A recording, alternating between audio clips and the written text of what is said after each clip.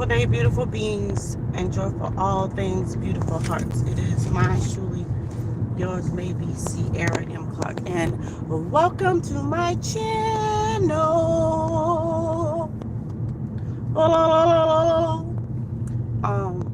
This is a new space, a new station.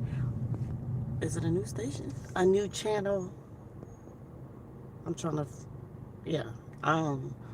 So this is my TV station. Welcome to a new channel in my TV station. So YouTube is my TV station. That is how we're seeing it. This is how we were challenged yesterday at a community event that I went to. And the gentleman said to use our phones as if it's our own TV station. And so, welcome to Sierra Unconventionally Speaks.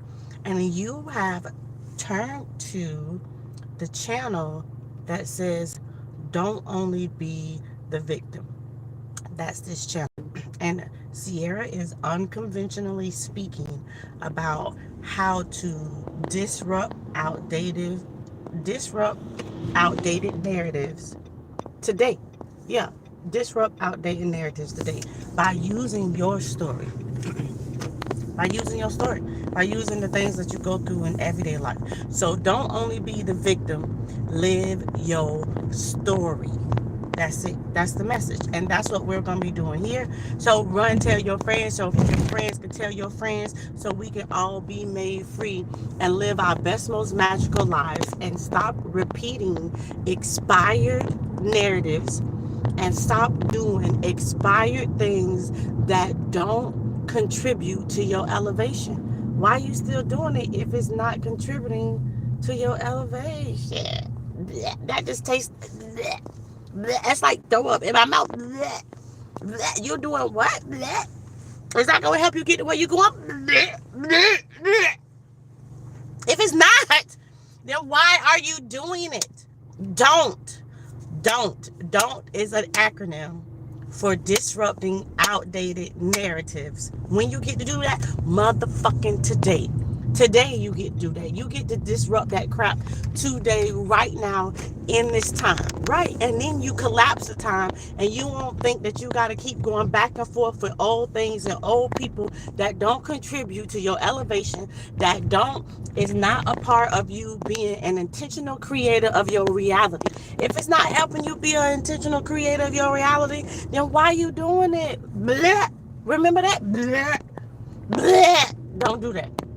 And so I'm on my way to do some canvassing because black voters matter. Your vote matters. Your vote is needed. Your vote is important. I know this is not the time to go into all the other stuff around that. But I thought about these curls. Y'all see these curls I did? See these curls? So these was birthday curls. You wouldn't dare take your birthday hairdo out in the neighborhood and in the community to do some canvassing, where you got to use your feet to walk door to door to talk to people, to ask them, are they even considering voting, because we know that our voices matter. You wouldn't take your birthday curls, but guess what? My birthday curls is going into these community streets, because I love to be in these community streets, because I get to see more of me. I get to talk to the people. I get to let the people know what I didn't know, right? We out here living our so-called, and we miserable as hell, and you don't realize that what happens in City Hall, you're not realizing that what happens on these ballots and the things that really affect your life. Ain't no way you could be the most dope ass mom and the most dope ass dad that your heart desires if you ain't changing laws and changing policies. Period. I'm in the neighborhood, so I'm not all in the street. Period. You won't be. You can't be. Because they're going to continue to pass laws and do things that stop you from doing that don't care about your children, that don't care about your legacy, that don't care. And so if you don't care, if you don't realize that you being a dope parent and a parent that really wants to give love to your offspring and your legacy and the thing that you created is more than just you saying da da da da da da da, you literally got to change these policies, which then change the narratives in our communities, in your lifestyles. And so I'm asking us not to be the victim, right? Don't only be the victim. because we were really the victim. Like, I woke up to a narrative realizing that they bamboozled me as a little black girl, and I didn't even know that I was living this way, that I was living in fear, that I was living in this kind of mindset until it just happened. But I wanted you to see that I'm taking these birthday curls out in the community streets, and we're talking about Black votes matter, and we're getting people to vote for.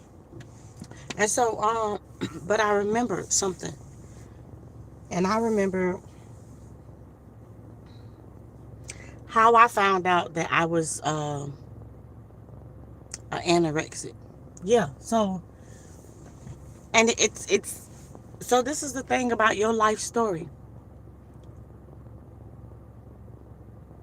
What you go through is the thing that you need to grow. Let me say that again. What you go through, the people, the places, the things, the situations, the happenstances, those things are intentionally here to help you grow. And so I knew that me getting a job at this children's hospital was not my plan, because Sierra was doing her own thing. I was my own boss, doing my own thing, working for two home health agencies, probably three. I was making nice money. I ain't have to check in with nobody but my clients, relatives. It was great. Then all of a sudden it was like, you finna work at this children's hospital. And I was like, what you talking about? It was so divine that I don't even remember.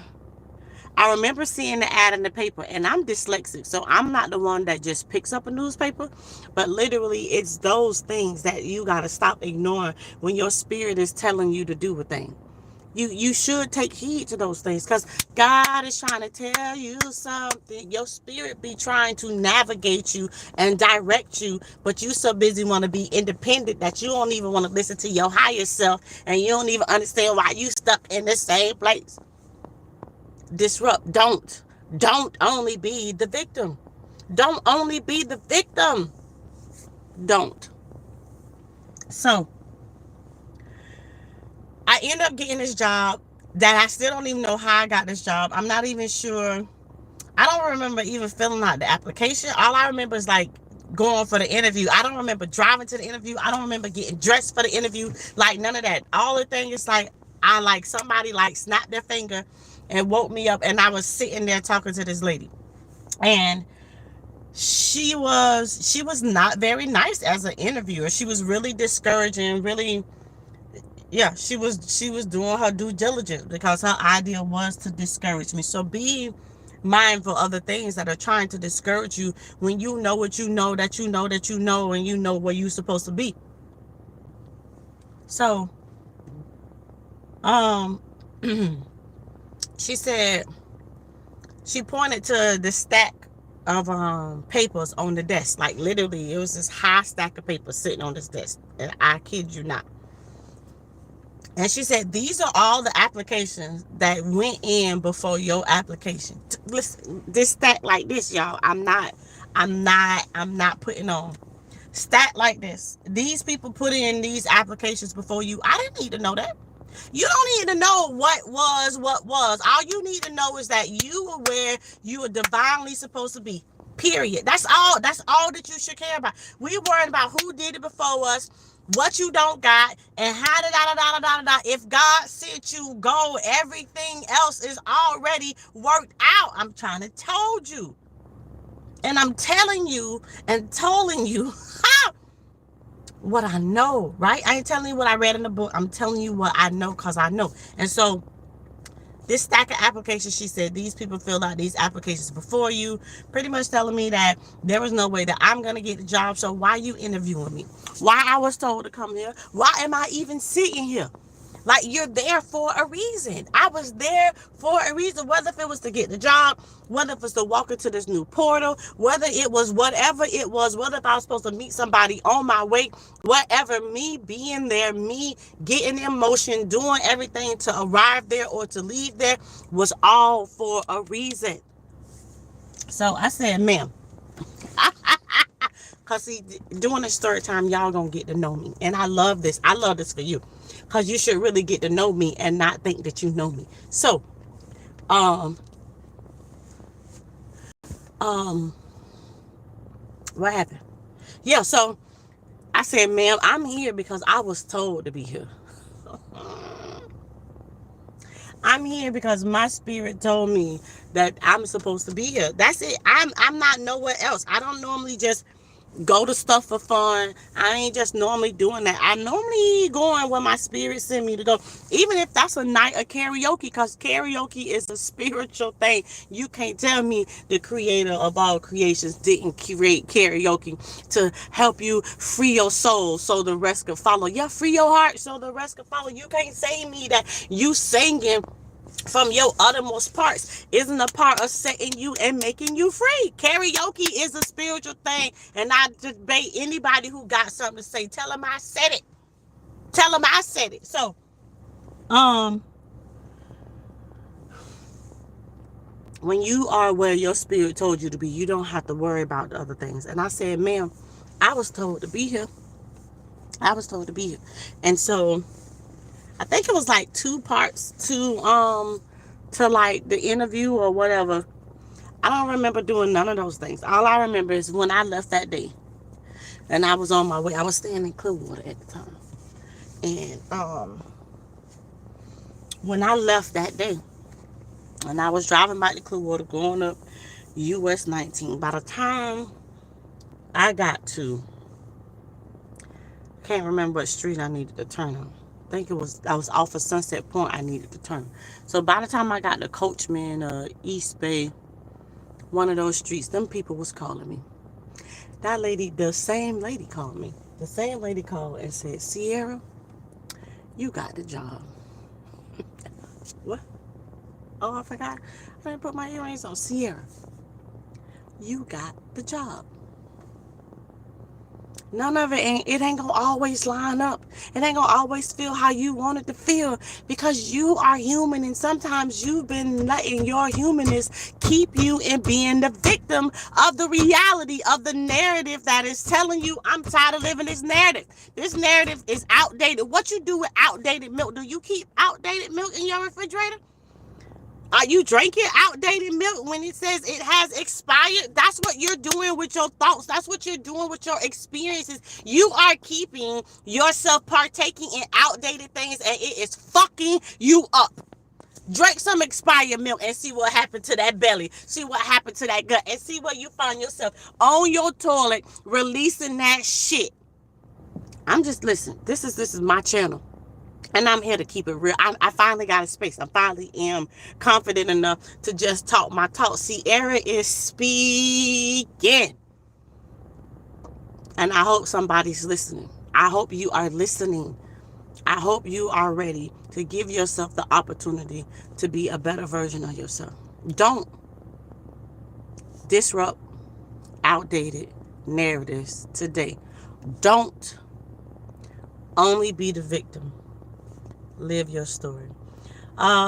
Yeah, tune in to this story time. I'm excited about this story time. Don't only be the victim. Live your story. Sierra Unconventionally speaks. And I do some storytelling about some of these magical divine things that got me where I needed to be so I can be who I'm supposed to be. And they didn't always look right. They didn't always go according to I want. And they definitely didn't go according to what you said. Because if it was left up to you, I wouldn't be who I am today. And that's why it ain't left up to you. Nor is it left up to me. Keep smiling. Keep shining. Don't only be a victim. Live your story.